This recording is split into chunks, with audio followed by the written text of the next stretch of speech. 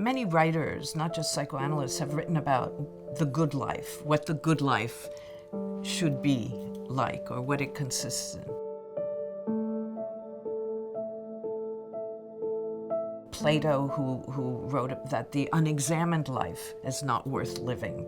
Freud is known to have said that the good life is someone who loves and works. He also wrote about replacing the ego with the id, so somebody who lives in reality. Winnicott added play to the love and work, and also added the authenticity, the ability to be authentic, a true self.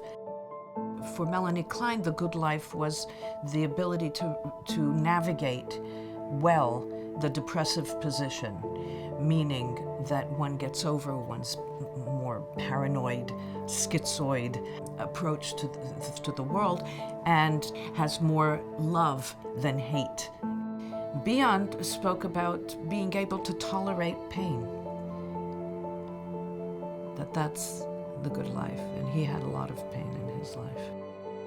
For Strenger, the good life is a life that one authors oneself, that one creates, that one designs, and that gives meaning to the self, that one is an active creator of one's life rather than reactive to what people expect of one.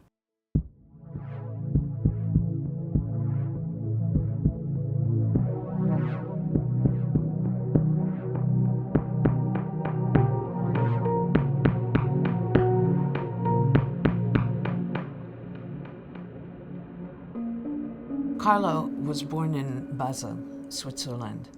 He was raised in an Orthodox Jewish family and community, and that was very much his identity. And at a certain point, he came to realize for himself that God did not exist. He left his family, he left his religion, he left his country, and moved to Israel and reinvented himself. And I think that that's also what informed his approach and his theory, that people can reinvent themselves, people can redesign their lives, people can create a self. He didn't train in a psychoanalytic institute like most psychoanalysts. He found people to supervise him, but he created his own path. I think it allowed him to be more creative and more innovative in his thinking. I very much appreciate Carlo's approach, his existential psychoanalytic approach. There's a traumatic structure to life. The fact that we are mortal beings, the fact that we age, we get ill, we die, and we have to come to terms with that somehow.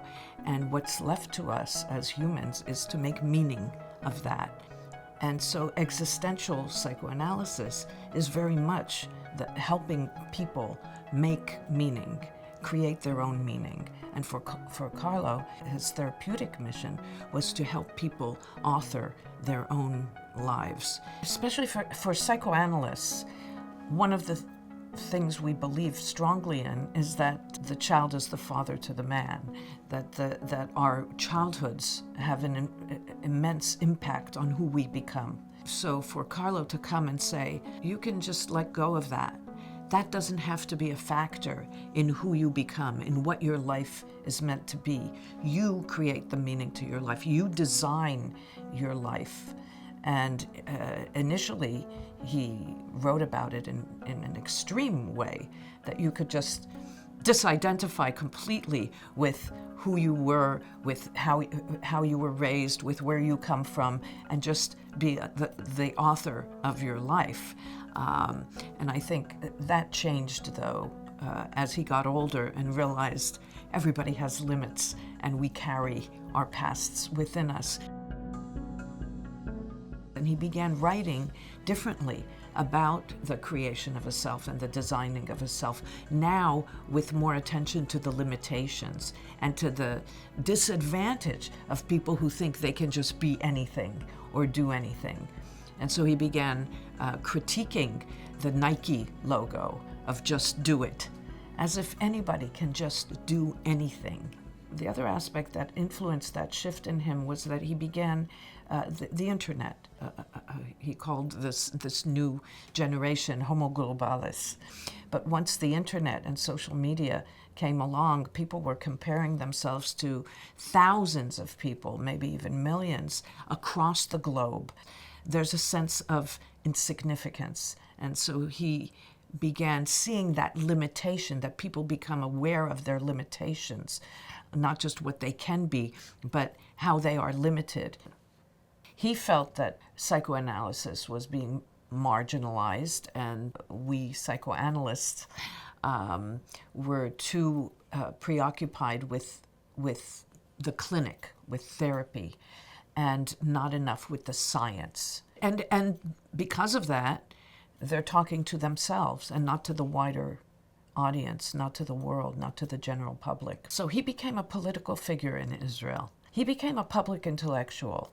He had his own column, Strenger Than Fiction, a weekly column about the political situation in Israel. And so he really represented that kind of spirit and that kind of thinking and taking what we can know from psychoanalysis and apply it to life in many, many of its forms.